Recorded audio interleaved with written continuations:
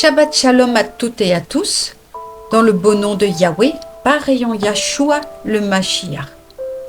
Lecture de la Paracha Ézéchiel, chapitre 43, verset 10 à verset 27.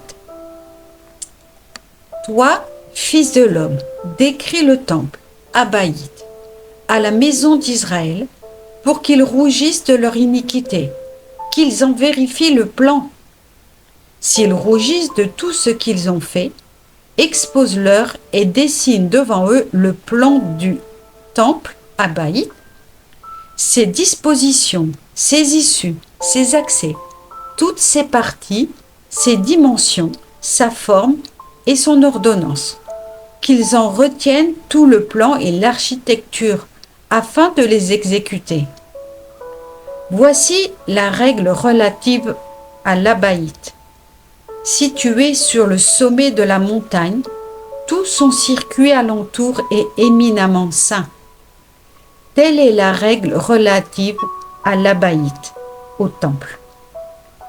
Et voici les dimensions de l'autel en coudées. Chaque coudée valant une coudée et une palme.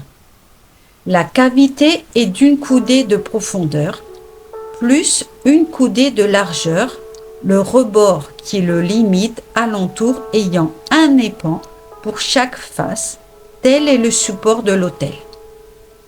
Depuis la cavité du sol jusqu'à la saillie inférieure, 2 coudées, largeur une coudée.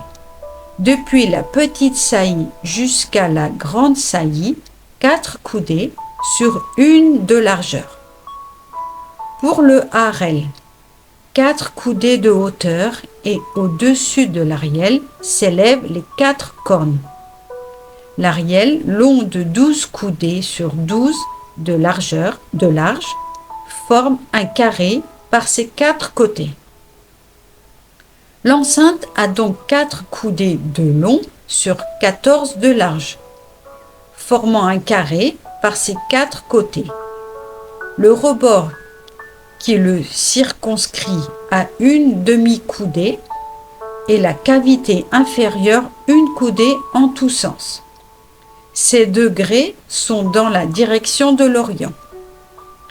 Il me dit, Fils de l'homme, ainsi parle Adonai Yahweh.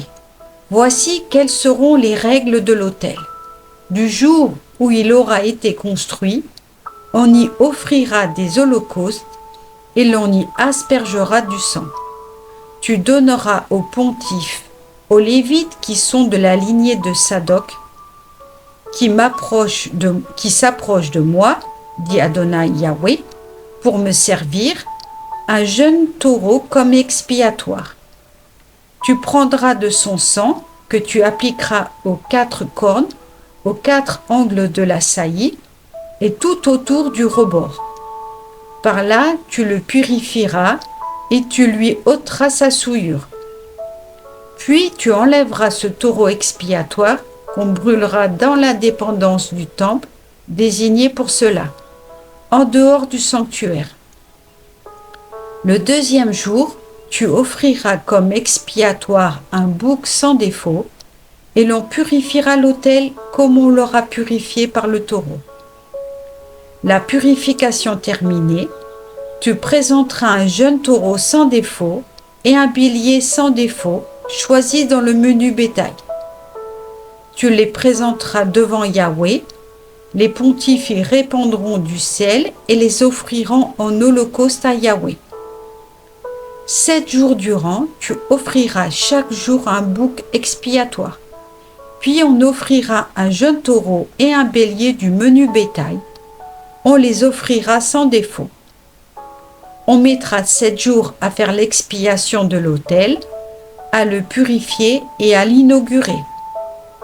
Quand on aura épuisé cette série de jours, c'est-à-dire à partir du 8e jour, les pontifes offriront sur l'autel vos holocaustes et vos rémunératoires.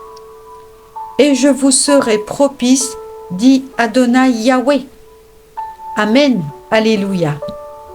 N'hésitez pas à écouter les autres vidéos, les autres enregistrement lié à la Haftara, qui est la Paracha Tsetsavé. Bonne écoute, soyez tous bénis dans le nom de Yahweh, par et en Yahshua Mashiach. Shabbat Shalom.